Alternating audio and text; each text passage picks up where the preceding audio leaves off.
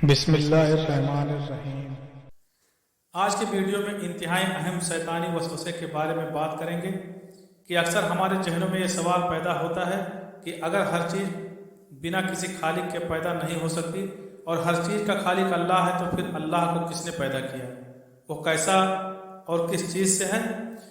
نعوذ باللہ، لہٰذا ان وسوسوں سے پریشان نہ ہوں۔ وسوسوں میں مبتلا اشخاص کی تسلی و تسکین کے لیے کہا ہے کہ جس طرح چور اس گھر میں جاتا ہے جہاں کچھ مال و ممتاع ہوتا ہے، اسی طرح جس دل میں ایمان ہوتا ہے شیطان وہاں آ کر وسوسے ڈالتا ہے۔ شیطان چونکہ انسان کا عاجل دشمن ہے، وہ انسانوں کو کسی بھی طرح سکون اور چین سے نہیں رہنے دیتا۔ شیطان کی سب سے پہلی کوشش یہی ہوتی ہے کہ وہ کسی طرح انسان کو اس کے خالق کے بارے میں شکوک و شبہات میں ڈال کر اس کو سرے سے ہی بے ایمان و مشرک کر دے۔ اگر شیطان اس عمل میں ناکام ہو جائے تو پھر اس کی دوسری کوشش یہ ہوتی ہے کہ وہ مومن کی اہم عبادتوں، نماز، روزہ، حج اور زکوٰۃ کے بارے میں شکوک و شبہات پیدا کر دے۔ خیر، شیطان کا سب سے اہم اور خطرناک وسوسہ یہی ہے کہ جب ہر چیز کا خالق اللہ ہے تو پھر نعوذ باللہ اللہ پاک کا خالق کون ہے؟ خیر، اگر تو یہ سوال مسلمان کے دل میں پیدا ہو تو اس کا جواب ہم قرآن سنت کی روشنی میں دے سکتے ہیں، لیکن اگر کوئی غیر مسلم یہ سوال کرے تو اس کا جواب ہم ویڈیو کے آخر میں دیں گے۔ سب سے پہلے یہ جواب دیتے ہیں کہ اگر مسلمان کے دل میں یہ وسوسے پیدا ہو تو پھر اس کا کیا حل ہے؟ فریڈ ہائل لکھتا ہے کہ اس بات کا امکان کہ دنیا خود بخود وجود میں آئی ہے، یہ اس سے زیادہ کچھ نہیں ہے کہ ہم یہ یقین کر لیں کہ کبھی کوئی ہوا چلی ہو اور کوڑے کے ڈھیر سے ایک ہوائی جہاز بن گیا۔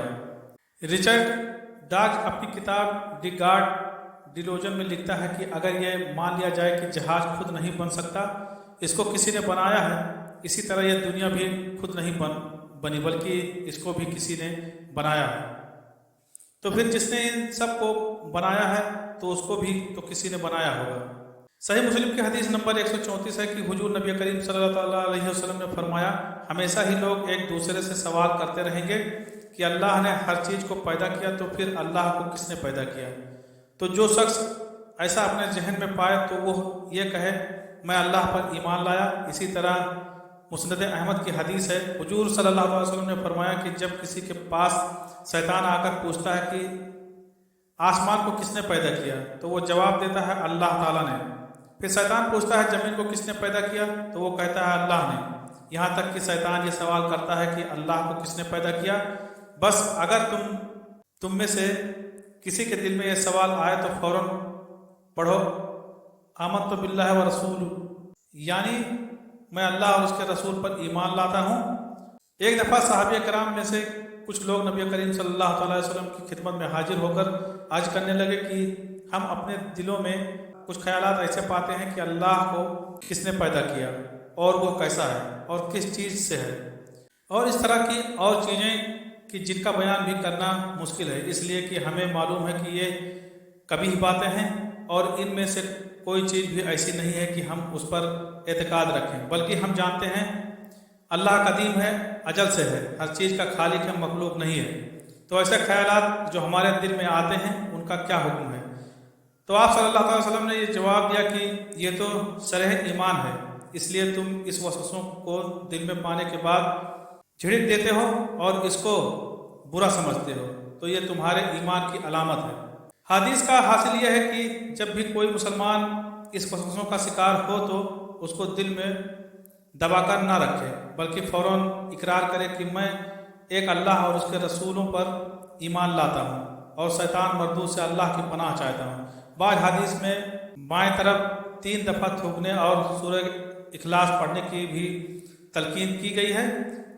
اب سوال یہ پیدا ہوتا ہے کہ اگر کوئی کافر، مشرک، منکر یا عقل پرست انسان یہ سوال کرے کہ ہر چیز خالق کے بغیر نہیں بنتی تو اللہ کا خالق کون ہے، تو ان لوگوں کو قرآن و سنت سے جواب دینا بے سود ہے، کیونکہ وہ تو قرآن و سنت کی ہی انکار ہوتے ہیں، لہٰذا کہیں گے کہ یہ سوال کرنا اصولی اعتبار سے باطل ہے، بلکہ بھی نفسہ سوال ہی میں تناقض ہے، کیونکہ اگر بافرض محال اور جدری طریقے پر یہ کہہ بھی دیا جائے کہ اللہ تعالیٰ کا کوئی خالق ہے تو فوراً دوسرا سوال پیدا ہوگا کہ इस पैदा करने वाले खालिक को किसने पैदा किया, फिर पैदा करने वाले के खालिक को किसने पैदा किया।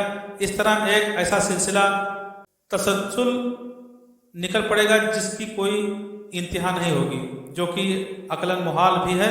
सबसे पहले ऐसे सवालात करने वाले ये पूछना पड़ेगा कि तुम अल्लाह को खालिक मानते हो। अगर वो मुलहिद हो तो उससे पूछा जाए कि क्या ये बगैर किसी पैदा करने वाले के खुद ब खुद पैदा हो गए हैं या ये खुद पैदा करने वाले हैं। अब कोई भी अक्ल रखने वाला शख्स ये नहीं मान सकता कि उसने खुद को खुद ही पैदा किया है, और ना ही माना जा सकता है। इंसान खुद ब खुद पैदा होते जा रहे हैं। लामोहाला ये मानना पड़ेगा कि कोई खालिक जरूर है और वो अल्लाह ही है।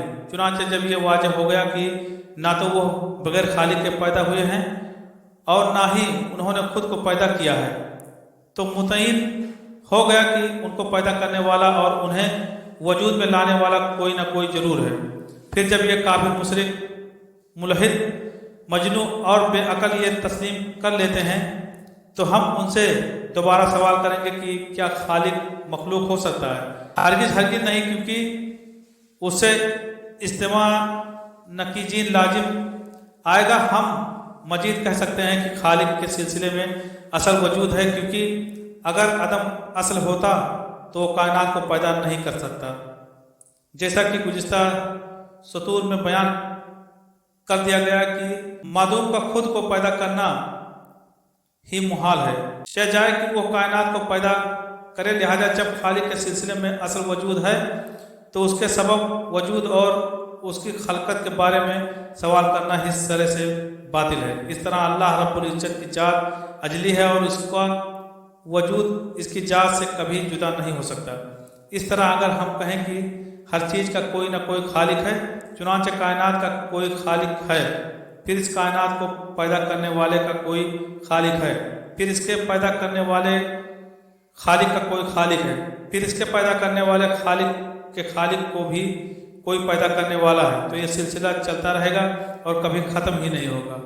और इस तसलसल से यकीनी तौर पर लाजिम आएगा कि कायनात का कोई खालिक ही नहीं है, क्योंकि जब हम ये कहेंगे कि कायनात को पैदा करने वाले का भी कोई खालिक है तो इससे उसका मखलूक होना लाजिम आएगा, और जो मखलूक हो वो खालिक नहीं हो सकता, और जब खालिक नहीं हो सकता तो फिर कायनात को पैदा भी नहीं कर सकता। मगर कायनात के वजूद से पता चलता है ये सवाल और फ़लसफ़ा ही सिरे से बातिल है, क्योंकि कायनात के वजूद का मतलब है कि इसका कोई खालिक है, और जो खालिक होगा वो मखलूक नहीं हो सकता। खुलासा कलाम यह है कि उसूली तौर पर यह सवाल बातिल है, बल्कि फ़ी नफ्से सवाल ही में तनाकिज़ है, क्योंकि खालिक को किसी ने पैदा नहीं किया, बल्कि वह अपने सिवा सबका खालिक है। यही बात अक्ल और मुंतक के मुवाफिक है, और वह खालिक अल्लाह ताला है। लिहाजा इन तमाम वसवसों से बचने के लिए मज़कूरा नबवी नुस्खा पर अमल किया जाए और साथ साथ ये आमाल भी करें। अल्लाह पाक हम सबको अपने हिफ्ज़ व अमान में रखे। हम शैतान मरदूद से पनाह मांगते हैं। ऐ अल्लाह पाक हमें तमाम शैतानी वसवसों व शुबहात और तमाम शैतानी वसवसों से दूर रखना। बेशक तू ही हर चीज़ का खालिक व मालिक है। हम पर रहम फरमा और हमें शैतान के सर से हमेशा महफूज रखना। कमेंट सेक्शन में आमीन लिखना मत भूलिएगा। आमीन या रब्बुल आलमीन।